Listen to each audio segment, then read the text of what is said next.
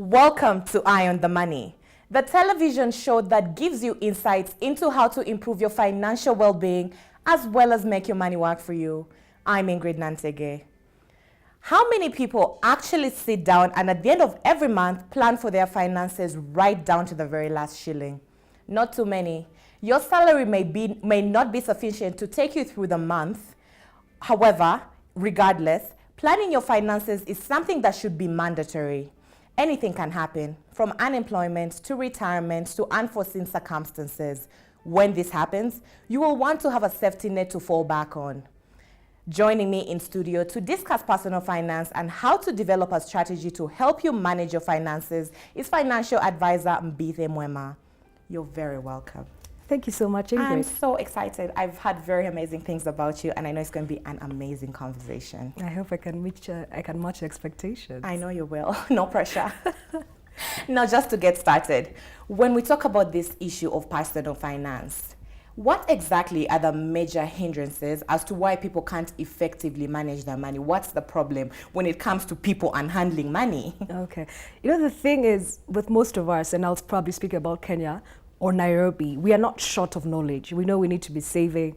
We know we need to be budgeting. As you rightfully said at the beginning, we need to actually have a plan in terms of how we execute on our finances. But there's always that gap as to why we never do it. I think we are so interested and keen on the know-how that we fail to actually appreciate that the know-how could actually be only 1% of the process. 99% includes execution and acting on it. So we never act on it. But another important thing is we never have people around us who ask us, so now you know about savings. Have you been saving for the last 10 months? And how is that going? You know, accountability partners. Because the more you keep hearing that question over and over again, for one reason or the other, you'll actually get it done. And just leave me alone. And once you get into the habit of getting it done, then it becomes a thing that you do without anybody actually prompting you to do. So I think the issue is not that we don't know what we're supposed to do. We just don't act on it. And maybe we are not able to be vulnerable with people around us, because money is a sensitive issue. You know, to open up and say, you know what, I'm struggling here or I am doing well here. What can I do to improve? We only come back to the crowd when we've failed miserably. So we know, but we need to allow ourselves to be vulnerable with certain people who can hold us accountable and move us from knowing to acting. Now, with all that information, yes, it brings us to the reason why we're actually here today, developing a strategy involving your personal finance. What is a personal finance strategy? What does this even mean? So I work as a financial advisor, but my focus is really personalized financial coaching. Maybe having a personal financial shrink, so to speak. Right. When we're talking about personal finance, we know you need to save and you need to budget and you need to do these other things. These are daily tasks that you need to do. But I find in my experience, if you don't have a view of how you look like, or you don't have a mirror to check yourself, you may not really know where you're going. So in my program, I've actually devised a way of starting to look at your financial journey. What's my personal net worth? And when you look at that, you look at your assets. What land do I have? What cash do I have? What houses do I have? What cars do I have? What assets do I have in my personal portfolio? Then on the other side of the balance sheet, you actually compare the liabilities. Do I owe the bank any money? Do I have money that's due to be paid this year? Do I have money that's outstanding over 3 years? And then there are those non-discretionary items that you have to pay for. You and your landlord, you have to pay your landlord for the next 12 months unless something happens. You know you will have to buy your basic groceries unless something happens. You know you have to pay for your electricity and your water. You'll also have to pay for your insurance if you have premiums that you need to pay for. So there are certain liabilities that you may pay for them monthly, but they are due for the next 12 months. So when you compare the two, you can see where you stand. If your assets are more than your liabilities, you're in a positive space. You have a positive net worth. Then you ask yourself, do I like this number that I see? Do I want it to get better? What can I do? If you have a positive net worth, then the next question you're asking yourself is, my assets, are they liquid enough? And do they match my savings? And can I look out for emergencies if they happen? That's one way of looking at it. If you're on the other side where your liabilities are less than your assets, then you're actually taking a lot of debt, and there could be a likelihood that either you invested it and lost it, or you've been taking it and consuming it. But just that mirror I have found in my experience, everybody I've done it with is like, I had not really put the numbers into perspective. When you put the numbers, they jump at you and you're like, okay, maybe I'm spending too much on some things. So you end up prescribing to yourself, what do I need to do?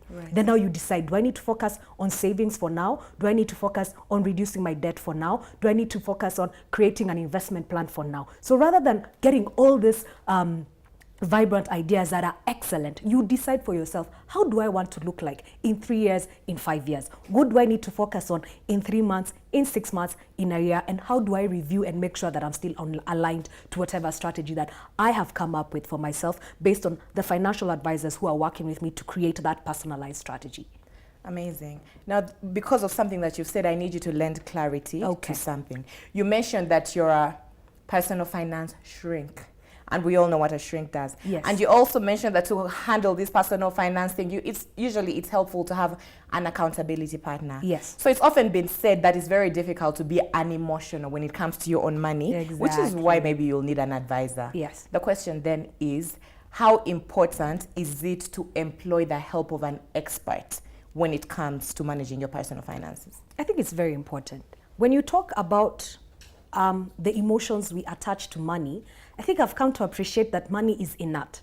So money in my wallet, the 1,000 in my wallet, does not know that it belongs to Mbithe. It doesn't care. It's just if 1,000. It drops, it will be 1,000 that will be used by the next person. Right. Conversely, the same amount of money in your phone or in your wallet or in your bank, it doesn't know that Mbithe is sad or Ingrid is sad or she's happy or the Easter break is here. So money has its own belief systems. And I find that we have so many personal biases based on how we've grown up or the communities that we're in or the workspaces that we're in. How we've been socialized has a huge impact on our money beliefs. Our money beliefs determine our money habits. So if I have the scarcity mentality, then anytime I see something good, I want to buy it, and I don't want to buy one. I want to buy 2 or 3 pairs of shoes because first I don't know if I'll have money tomorrow. Which is a lot of us. It's many of us. So that element of money beliefs is something that you need to change. When I bring out the element of personal shrink, a shrink does not come and tell you there's everything wrong with you. A shrink does not even give you medicine. But a shrink speaks to you and helps you answer the question, why am I this way? Do I want to change? And when you give the element to a shrink that I want to change, then they start to walk you through. And how your change happens and your transformation happens is not the same way as how my change and transformation happens. So when we're talking about money beliefs, I'll have a conversation with you, Ingrid, and then I probably might get the sense that, why do you consume as much? Maybe I consume as much because when you were growing up, my parents always said, there's no money, there's no money, there's no money. So in your mindset, money is a scarce resource. So you never found out what does money mean. So for you, anytime you see an opportunity to spend, you spend. So if you have a credit card, you spend. But when you sit down and ask yourself, does this help me? And then now we work with you and ask you, okay, fine. If you want to become wealthy, what's the right belief system to create? You have to move from money is scarce to money is a good thing. Money makes my life easier. If I want to have it for a longer time, I may not have control over when I leave this earth. I need to change my habits. So instead of buying 3 pairs of shoes, why don't I plan to have 1 quality pair of shoe in that 1 month, and even challenge myself and say, if I spend the 3,000 because I maybe don't have a savings plan, for every consumer spending that I do, I match it with my savings plan. But you have to work slowly. And the element of this personalized financial advisory thing, coaching, which is what I do, rather than you doing it alone and being haphazard, this person holds you accountable. And again, we said money is such a sensitive issue. So in this space, it's you choose whether to divulge the actual numbers or you use the tools for yourself, and our work is to check. Have you done it right? Have you done it wrong? Then as you go through the process, when you become more comfortable to talk openly about money, then we ask you, who are the people you find comfortable talking to about money? We begin to bring them in, because your shrink does not work with you for the rest of your life. They help you to start discussing. When you know what you need to do, then you start looking for people around you who can remind you every so often and ensure that you're actually on track or off track and help bring you back again. So in short, this advisor helps you ask yourself the hard but important questions and helps you make the right decisions. And act on it. Exactly. Now, to go back to the personal finance strategy, what are the considerations that are a must? Okay. The things you have to think about, the things that are a must when you're coming up with a strategy. When you're coming up with a strategy, I will insist it's very important to evaluate your personal net worth. You can go online and find out what personal net worth means. In simple terms, assets, things that you own, liabilities, people you owe money. Compare the two, because that figure helps you crystallize your current financial situation. More often than not, you'll find people are walking around thinking that they owe too much, but they maybe took debt and they bought land, but because land doesn't give them money, they feel that they are poor. but in actual sense, they are not poor. They just have an asset that does not generate money for them now. Or conversely, this person might be living a good life, having a very good lifestyle. They have a good car and all these things, but maybe they're financing their lifestyle through debt. So their net worth is negative. So rather than jumping and saying, let me do, start with your personal net worth. Look it up, look at the meeting, for advices, talk to us. We are on Twitter. Let's have that conversation. Right. Either open up or do it for yourself. Then with that number, ask yourself, how do I want this number to start? Because for one person, it could be, I've been taking loan to finance a lifestyle. The next hard question has to be, do I need to save, number one, and I need to actually adjust my lifestyle. Right. But if adjusting does not happen overnight, but you see, when you look at your personal net worth and you're like, oh my goodness, I've actually been taking debt, which is at 14%, to finance a lifestyle, which is 0%, and losing money. Right. So then your prescription at an individual level becomes, I need to find a way to reduce this debt, which means I need to save more. I need to probably stay in the house and eat in the house more. So rather than tracking your savings, then that person's conversation or solution becomes, this month I will save 20,000 by not going out.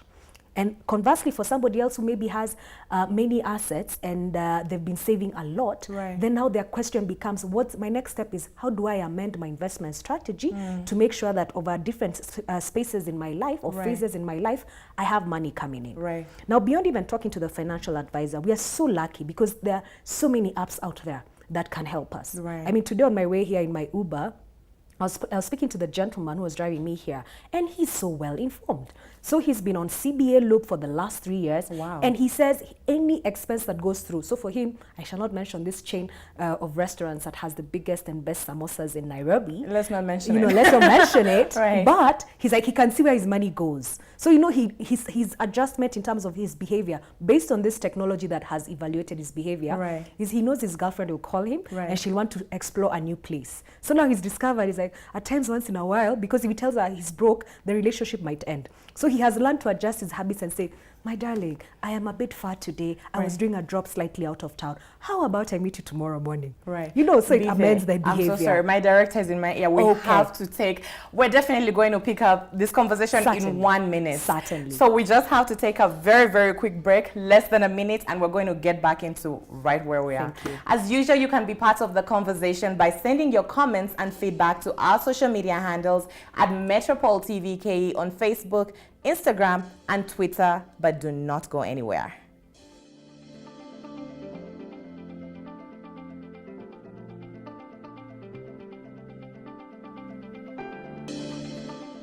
Welcome back to Eye on the Money, and today we're discussing the reason and the why you need to develop a personal finance strategy. And before we took a break, Mbithe Mwema, a financial advisor, was explaining to us the considerations you need to put in place before you develop a personal finance strategy. All right. Thank you for having me back. Just to recollect in terms of what we had discussed earlier. Right. Evaluate your personal net worth. Understand whether it's positive or it's negative. Are your assets more? That's a good thing. Right. If your liabilities are more, that's not a good thing. Then when you identify that, the next thing is to determine where you want to go in about 3 or 5 years, because then that determines the kind of habits you need to instill. Some of the key things that you want to look at when you're evaluating and creating this strategy: number one, savings. How do my savings look like? The rule of thumb is you want to have at least 3 months of your net income, whether it's the net income you got from your business as an individual or what your business pays you, or the money that you're paid by your employer, or the money that you normally have every month that you can say, every other month I either get 50,000, 100,000, etc. You want to have that. Right. Now, typically we save 10%, or we are advised to save 10% of our net income. Ingrid, do you know, if you do 10%, in as much as you sound like it's a bit hard, 10%, if you start today, I Right. promise you 2.5 years, if you do it every month, before you get to 3 months. Right. Can you imagine how long that is? Yeah. You'll have even forgotten because you're not making traction. So another way of actually looking at it is to challenge yourself and say, this far I have come, all that I have consumed, what is still left in my life? Right. Those shoes that you bought last year, and it's not just a challenge that I'm putting out there, even for myself, Yes. I have to actually say, is this necessary? Right. Because if you challenge yourself and say, I will save 30% of that income. Ingrid, in 9 months, less than before the year ends, if you start today by December, you'll have achieved your goal of 3 months net income. in terms of savings. So there's not just knowing, but there's changing. And let me just emphasize this point. I was in Korea a while back, last week actually, and I was looking at how the country has developed. This country and Kenya were at par in the 70s. Yes. Kenya was slightly above. Today, Ingrid, the GDP productivity of an individual in Korea is 3 million. If you equate it to Kenya shillings. Of an individual. Of an individual. In Kenya, it's about 150,000. How do you explain that differential? You can't. These people, their national accounts have very minimal debt. We have debt that's almost 60%. We're thinking. I don't know whether we're thinking or not, but what my takeout from them, their national savings rate is 36%. This is according to World Bank data. Can you guess what Kenya's is? Tell me. 10%. 10%. So I challenged myself and said, if I want to look very different in another 10 years as Mbithe, I must change. I can't think of changing. I must change. And that change can't come with people around me, because these people have been saving 36% from ages ago. Wow. So all the development they have, there's no debt. Debt is a killer. Yes. It can be a killer if you don't use it in the right way. Because if you're paying 14%, today, Ingrid, it's not very many businesses actually give you a net margin of 14% to warrant putting money into it. So if you go the 10% way, it's okay, you'll be safe and sound. But we are at a point where, whether at a national level or at an individual level, we must ask ourselves the question, if do you want to keep sinking, or are you going to remain afloat and actually get out of this situation? Right. So if you're going to save, 10% is the rule of thumb. It will take you 2.5 years if you're not already there. If you want to hacken the process, if you're probably older, you can challenge yourself and go to 30% and achieve the element of the same objective in 9 months. But the key element here is you must save. Right. There will be a rainy day.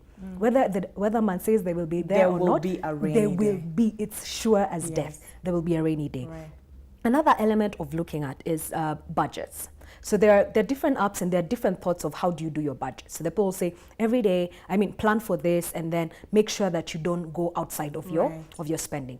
But planning a budget sort of gets your mind to think, what am I going to be spending on my household this month? What am I going to spend on my hair? So that instinctively, when you go out there and you see a beautiful weave or an extension, your hair looks very nice, your makeup looks nice. But if somebody goes out there and sees something, maybe a nice new lipstick brand, but it's going for 3,000, if I had said I'd spend only 3,000 on myself, instinctively, I have the option to decide, will I spend my entire budget on this one item, or can I adjust? Right. So the budget and the planning, whether you stick to it or not is a different matter, but getting yourself to think, how do I want this month to look like in terms of my finances, makes a huge difference. Then the other thing is evaluation. And that's why I say at times it's important to have these partners around you, because evaluation is hard. Right. Getting wealthy means there's so many administrative tasks involved that if you lose the momentum, it's gone. So you have to evaluate every so often. Okay, I said I was going to spend this. Was I realistic? Was I not realistic? Ingrid, it's very nice to just finish this and go sit and have a smoothie and feel like, oh my gosh, I have worked so hard, I need a smoothie. It's true. But that smoothie... We always want to reward ourselves. We reward ourselves. And that's another interesting conversation we had in Korea. I think in this part of the world, we reward ourselves a bit more than the work we've done. So maybe there's an element of changing our mindset and saying, let me budget, but beyond just writing a piece of paper, because we're all smart and we can write it, the hard work comes in. Look at this piece of paper every so often. You can decide for yourself what every so often means. And then you evaluate. So we've talked about savings. We've talked about budgeting. We've talked about debt. We need to have an element of, why am I taking this debt? Is it necessary? I think we have so many apps out there. We have our availability and accessibility to credit in this decade does not compare to what it was in the 80s. Of course. My mom, when I'm talking to her about all this, she's like, why are you taking that? And I'm like, okay. They don't understand. They don't understand. My mom's the same way. Yeah. But the thing is, there's an element of good debt and bad debt. There are very many schools of thought. There are people who will be on the extreme and say, no debt. There are other people who say debt is good. But what I know, again, as we said about money has no emotions. It follows good decisions. Anytime you're taking this debt, today if you walk into a bank, it will give it to you at 14%. Isn't it better for you to take that loan, if you must, for an asset that will give you a good return or a longer term asset? Right. Beyond just take that 14% and go buy or go spend it on a holiday or something of the sort. So if you must take that debt, let it be good debt, plan for it. But in all of this, save, budget. If you're going to take debt, take good debt. But there's an element of plan your financial life. If you plan what you're going to wear in the morning, you can as well plan how you're going to spend the day. what am I going to allocate my finances to? If you can plan your life, whether in going to school or working or in a family setup, there's nothing stopping us from going the next level and being elevated and saying, I will learn about this money and I will plan for it. And yes, I will become very wealthy in this continent. In as much as it's called the dark continent, there are opportunities, but I won't get caught up in the consumption trap. Bile, Yes. you know how they say time flies when you're having fun? There's so much more we have to talk about, but this has been such a beautiful and enlightening conversation. This has been a very fun financial literacy class, but unfortunately we're out of time, so we're going to see how we're going to figure it out in future because I need you back here. Thank you. Well, that's all the show I had for you today, but before I go, I'm going to leave you with the financial tip of the day as usual. A lot of us engage in impulse buying every now and then. And although a chocolate bar or a cup of coffee may seem harmless, a bit of impulse buying could lead to financial troubles, especially when it comes to big purchases. Whether you're purchasing a car, a television, or an investment, make sure you do your research and crunch some numbers to see if it's something you can truly afford. Major financial decisions or purchases shouldn't be made on the spot. And if you find yourself in the position, it's best if you walk away to allow yourself time to think through it rationally and clearly. This is everything Bithe was saying. That's all the show I had for you today. Keep the conversation going on our social media pages at Metropol TV on Facebook, Instagram, and Twitter. I'm your host, Ingrid Nantege. Have a very good evening.